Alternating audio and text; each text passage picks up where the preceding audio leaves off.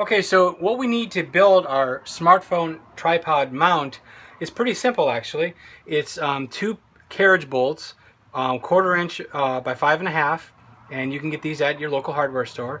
You need 2 wing nuts so you can tighten it down with your thumbs, 2 washers so that the wing nuts will ride against those.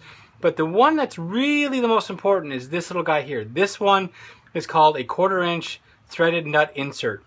And what's really cool about this is that we just drill a hole and we screw it into the wood, and then our camera mount, or our tripod, typically uses a 1/4 inch threaded base. Now this guy, at your more complete hardware store, you're going to find these. If you can't, ask one of the guys at the hardware area. If you can't do that, I'll have a link to a page on Amazon that will allow you to order these. They should cost about 50 cents to $1 a piece, depending on where you're getting them. Great. And then as far as the wood, you can be creative. You can use any kind of scrap wood that's something that's about 12 inches long, makes it a little easier to cut. In this case, I have a piece of Douglas fir here. I also have another piece here that you could do something with as well. That's kind of fun. It's a multi-ply.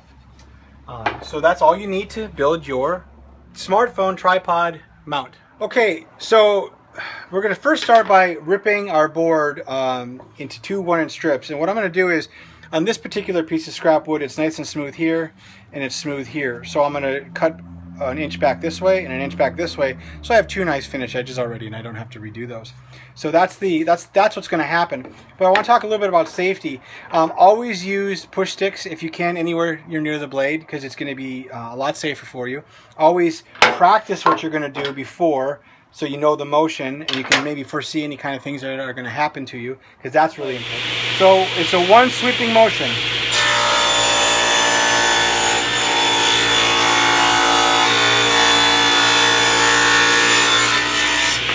And then I'll shut the saw off before I reach across it.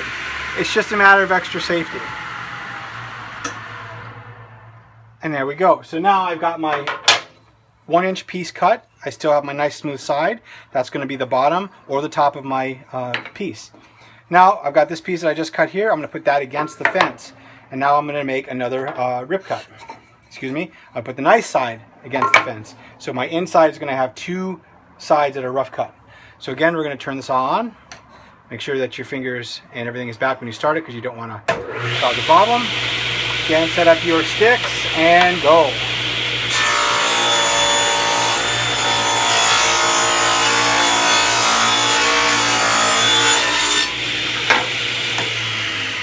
And again, I'll shut it off there. What you're going to do then is line up the side there. You're going to measure the length that you need. In this case, we need 7 inches. You can just mark it 7. Okay. And then you can, I have a little mini square here, but you can use any square that you might have. This one is available. This is from Rockler. Okay. All right. So in this case, I can make both cuts at one time. So just line up my board here so that's flush. All right, and then we're going to go. Now, first, before that, make sure all your gear and stuff is off to the side and out of your way. So you're going to go through, back out, and you got to come to the side. So now I have my 2 pieces cut at 7 inches. All right, so now the next thing we have to do is cut the V into the piece, so that the phone will sit nestled in between the boards and won't be, I once had a teacher tell me that anytime that you touch the saw, blades, fences, or blade safety or whatever, unplug it. Nothing is worse than accidentally hitting the switch and having it activated. So I'm going to remove the splitter here, because I'm doing these 45-inch cuts, and they're going to be inside the wood, so you won't see the blade when it's going through. Okay, so now I'm going to adjust the saw to a 45. Here's my sacrificial fence, and the reason why I do that is that when you're doing stuff with 45s, and specifically the item that we're going to be cutting, we're going to be needing to a very small piece that we're going to cut. And what we're going to do here actually is we're going to cut in from here And here we're going to cut a little V out of the wood. So that's why we want the 45 there, and we have to get really close to the blade to pull this off. And if you get too close with your other fence, well, you're going to damage your fence. So that's why we use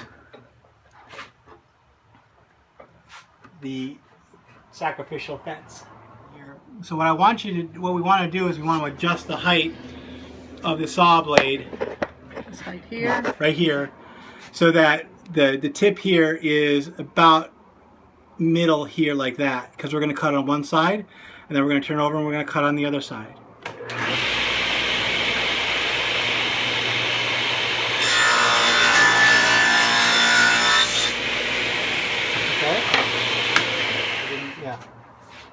Okay, so now I've made that first cut there, okay? Now I need to make the second cut. So I flip it around, just like that. And I'm going to go through it.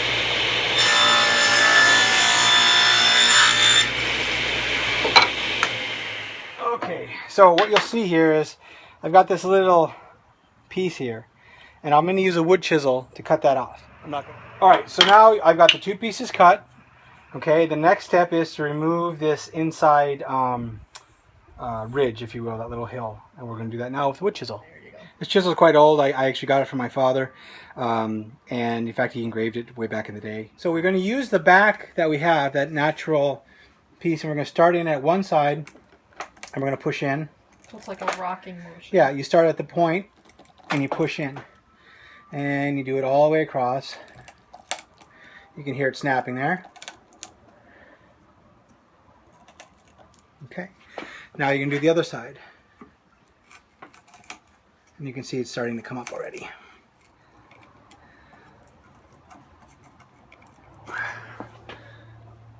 So just work it back and forth, and then at one point it's going to start to give. And there you go.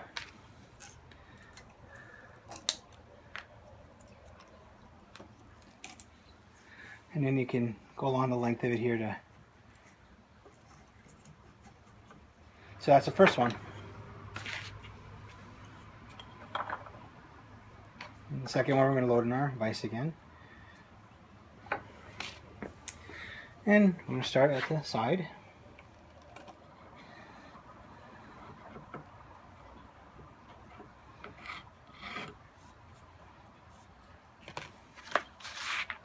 So at this point you can get some sandpaper that you might have, and it doesn't have to be anything fancy. It's just, this is a 60 grit, and I'm using that just to kind of remove all the rough stuff.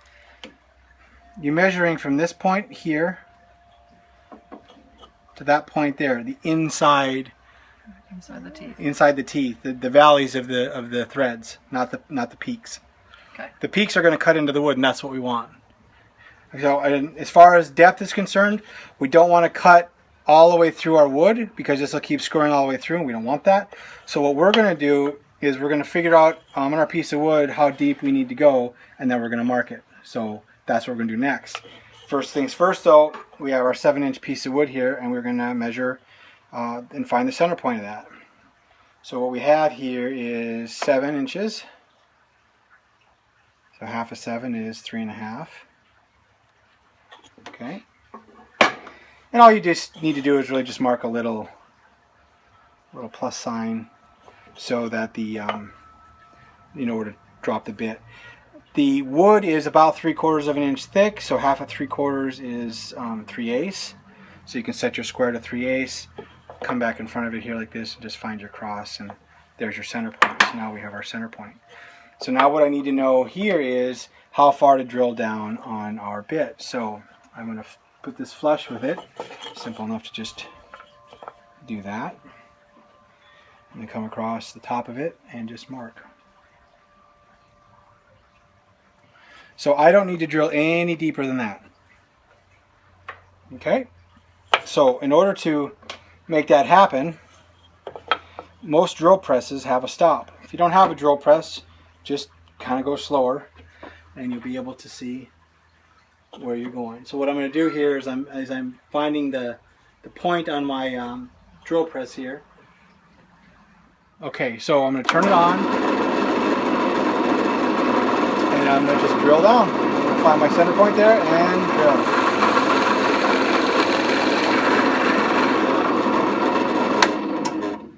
So as you can see, we didn't go all the way through and we're all centered. See? It's still solid. And that's what we're shooting for. Okay? So that's the first one. Now we need to make 2 more cuts or holes on our pieces here. And that's going to be for the carriage bolts. These carriage bolts are 1/4 of an inch. So we need to change our bit out for a 1/4 of an inch bit. So here's our 1/4 inch bit. If you line up the bits and the bolt that you're using, you'll see that it's about the same, and that's what you're looking for. Okay. Now before we go further, we're going to mark our pieces. And I've chosen to go about a 1/2 inch in from the edge on either side. And we'll use our little mini square here for that to draw a line across both of them. Okay, and we only need the center of it, so once we have our line there, we can do our cross.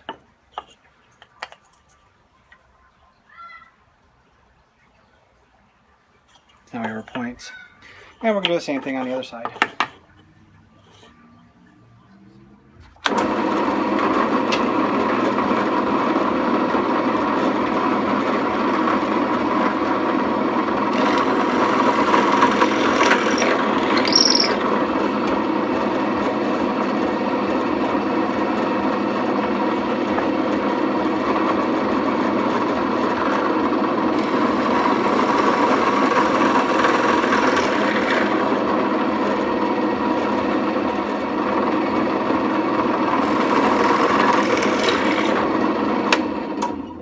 Okay, so now we've got our 4 holes drilled. We could use our chisel to clean these up again or that. So now we're all set to assemble it.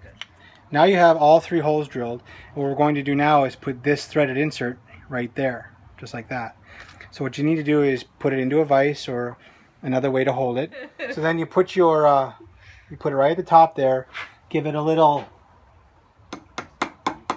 the teeth there. So what you do is, now that you've tapped it in just a wee bit, you're going to slowly pressure and screw it into the wood so that it's flush with the wood,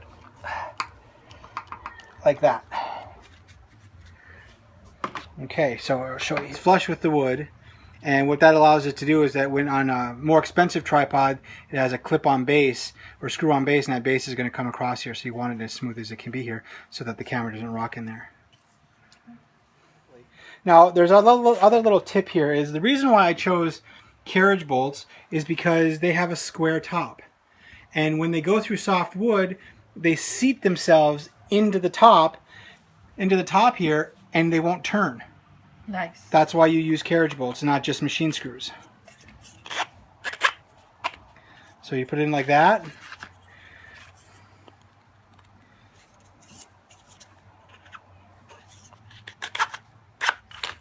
Okay, so like I said, the carriage bolt's got that square top, and I want to seat that into my wood here. Probably the best way to do that is to try to use a hammer. This is pretty fragile wood because we just made that edge to it. So I'm going to try to support it as much as I can. I might be able to just even close my vise up a little bit here and do it on top of my vise. And it's not a lot. You don't need to do a ton of pounding. It's just a very light wrapping.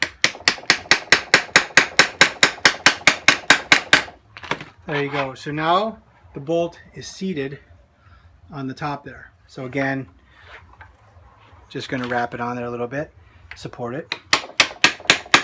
The whole point is that the phone's going to sit in here anyway, right in this little slot. Okay, so we're going to assemble it.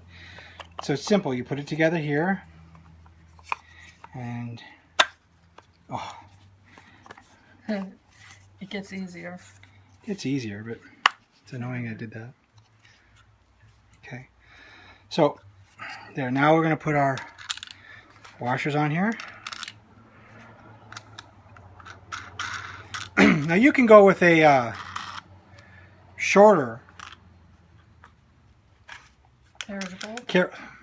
Carriage bowl.